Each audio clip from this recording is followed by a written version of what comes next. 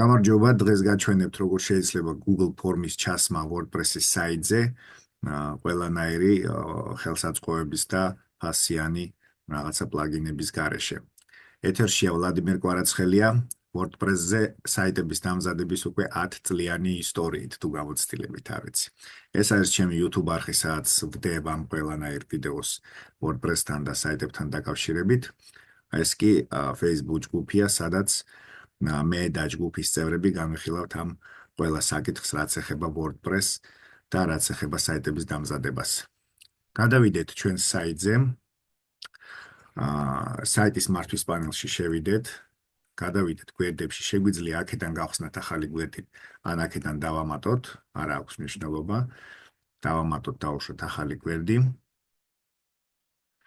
და პარალელურად, დავარქვათ ჯერ ახალ გვერდს. აი ასე. შემდეგ ჩვენ გვინდა დავამატოთ აქ სვეტი, მოვნახოთ აი ესეთი წარწერა, გვინდა ერთიანი მთლიანი სვეტი. აი აქ დავაჭიროთ პლუს და მოვნახოთ აი ეს custom HTML. ამას თუ ვერ პოულობთ, შეგიძლიათ აი ეს ჩაწეროთ custom HTML მონახოთ. ახლა აქ უნდა ჩავსვათ ჩვენი Google-ის ფორმა. შევდივარ ჩვენს Google ფორმაში, აგვაქვს ეს ფორმა. შემდეგ, ვინმე თუ არ იცით Google-ის აკაუნტში რო შეხვალთ, აი ესეთ წერტილებს დააჭერთ, მონახავთ Google-ის ფორმებს, შეხვალთ, აი ესეთ ეკრანს დაინახავთ. ფორმა უკვე რა თქმა უნდა შექმნილი უნდა გქონდეთ. მონახავთ იმ სასურველ ფორმას, რომელიც თქვენ გჭირდებათ. დავაჭერთ აი აქ და გავხსნით ახალ ტაბში. რო არ აგვერიოს დავუშვათ სხვა რამეში და შეიძლება გჭირდებათ ეს ეკრანი, ან პირდაპირ დააჭერეთ, არ აქვს მნიშვნელობა. გადავედით, ფორმას გადავხედეთ. აქ მარჯვენა ზედა კუთხეში 3 წერტილი არის. მოვნახავთ და აი ნახავთ აი ეს HTML, embedded HTML რო წერია. ამას დავაჭერთ. აქ შეგვიძლია ზომები ეხლა მივაწეროთ, ან მერე დავუშვათ იმის მიხედვით, როგორც დაგჭირდება გასწორება საიტზე. ამ შემთხვევაში დავუშვათ აი ესე დავწერ და იყოს აი ეს 700, რო ვიცი რომ ეს ზომა მჭირდება ეხლა ამ შემთხვევაში, ან თუ არ ვიცი, იქვე ადგილზე შემიძლია ვნახოთ. გადავიდეთ ამ ახალ დამატებულ გვერდზე. აქ შევქმნით უკვე სიტუაცია იმისთვის, რომ დავამატოთ კოდი და პირდაპირ copy paste-ით ჩავსვათ ეს კოდი აქ. დავაჭიროთ publish და შევხედოთ რა გამოგვივიდა. ესე იგი, ერთი ესეთი ფორმა გვაქვს და ეხლა ჩვენ გვინდა გადავიდეთ გვერდებში. ვნახოთ, ეს ჩვენი გვერდი. ტესტი არ გვინდა, აი ეს გვერდი ვნახოთ.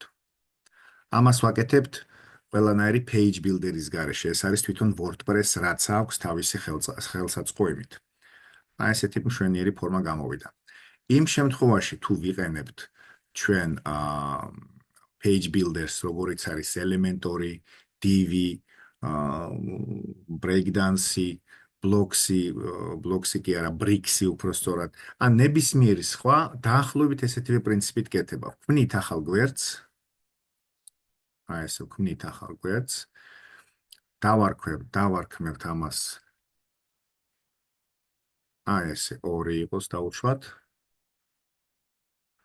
შემდეგ გადავდივართ იმ builder-ში, რომელიც ჩვენ გვაქვს, რომელსაც ვიყენებთ. ამ შემთხვევაში ეს არის Elementor. შევდივართ Elementor-ში.